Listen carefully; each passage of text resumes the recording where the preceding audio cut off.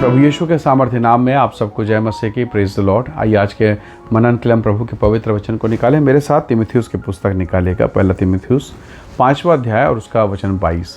हम 22 पद के आखिरी भागों पर मनन करेंगे, पर इस समय हम पूरा वचन पढ़ते हैं। यहाँ पर लिखा है, किसी पर शीघ्र हाथ न रखना और दूसरों के पापों में भागी न होना, अपने आप को पवित्र बनाए रख। Praise the Lord, hallelujah.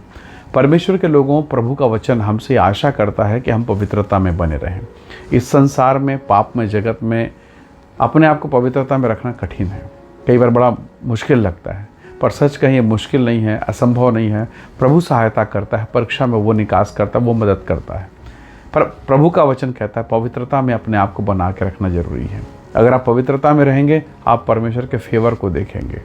प्रभु के वचन को निकालिए, परमेश्वर के वचन को देखिए। आप पुराने नियम में यूसुफ के जीवन को जानते हैं। एक जवान लड़का, प्रभु का भय मानने वाला, परमेश्वर के पवित्रता में रहने वाला, पर उसे पोतीपर की पत्नी ने खुलेआम ऑफर किया कि वो उसके साथ व्यभिचार करे, गंदा काम करे, कुकर्म करे। इस लड़के ने उस खुले न्योते को रिजेक्ट किया, कहा नहीं। कितना मुश्किल है ना एक जवान लड़के के लिए बात बोलना, जबकि उसे खुलेआम पाप करने का अवसर मिले। कोई आपको शराब पीने का ऑफर दे, कोई बीड़ी या गांजा या गंदा काम या किसी और नशा करने का आपको ऑफर दे, कहे कोई बात नहीं, पैसा भी नहीं लगेगा, चलो चलते हैं साथ में। बहुत मुश्किल है, ना कहना बहुत कठिन लगता है। पर अगर आप प्रभु से प्यार करोगे तो पवित्र आत्मा आपकी सहायता करेगा नहीं कहने में। हालेलुया। वो आपकी सहायता करेगा उस पाप से भागने के लिए। यूसुफ को परमेश्वर ने महान फेवर दिया। उस महिला को उसने कहा नहीं, और इसके बदले में क्या हुआ? उसने एक बड़ी कीमत चुकाई। इस महिला ने अपने पति से झूठी शिकायत की और कहा, ये जो लड़का है इसने मेरे साथ ऐसा ऐसा किया है, मेरे साथ छेड़खानी की, मैं तो बच गई, ये लड़का बड़ा दुष्ट है। और क्या हुआ? उसके मालिक ने उसे पकड़ के बंदीगृह में डाल दिया। अब पवित्रता में रहने का बताइए ये इनाम। पर कई बार आपके साथ ऐसा होगा कि आप सही रहेंगे तब भी लोग आपकी बुराई कर देंगे, आप सही रहेंगे तब भी आपकी निंदा होगी। पर आपको डरना नहीं है।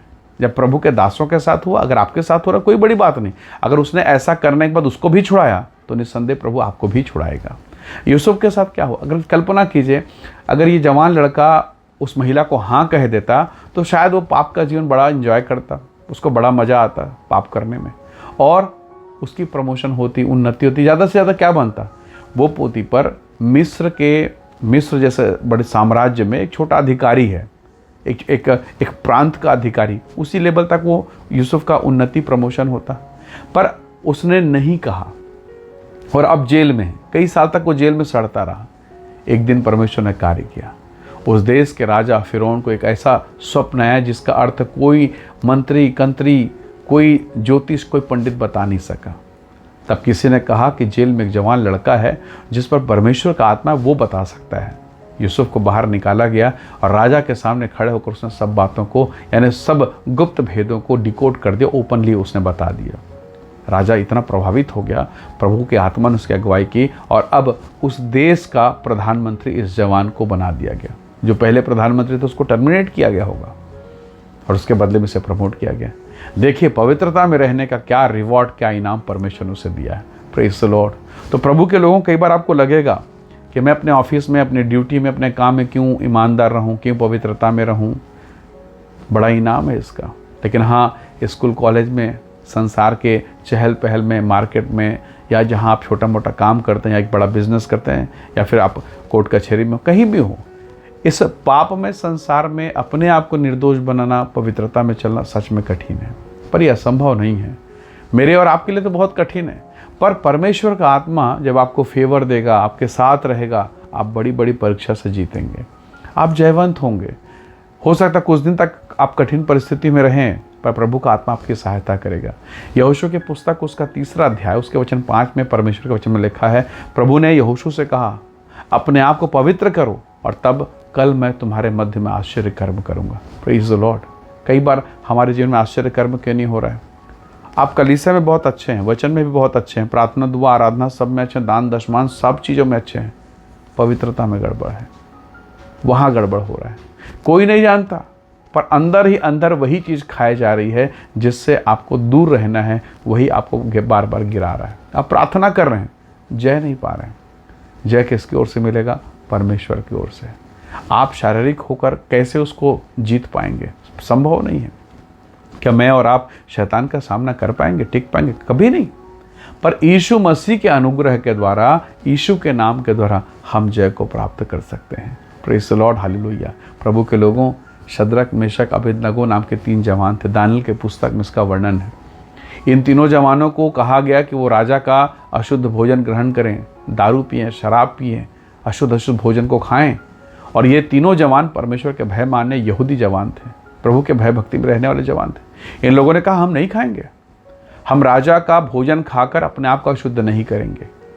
उनके प्रधान उनको समझाया, उसने कहा हमें थोड़ा मोहल्लत दीजिए और हमें चेक कीजिए, हम सादा साग पात खाएंगे और हमारे चेहरे को, हमारे शरीर को जांचिए, परखिए कि हम हष्ट पुष्ट हैं कि नहीं, अन्यथा फिर हम उसी को खा लेंगे।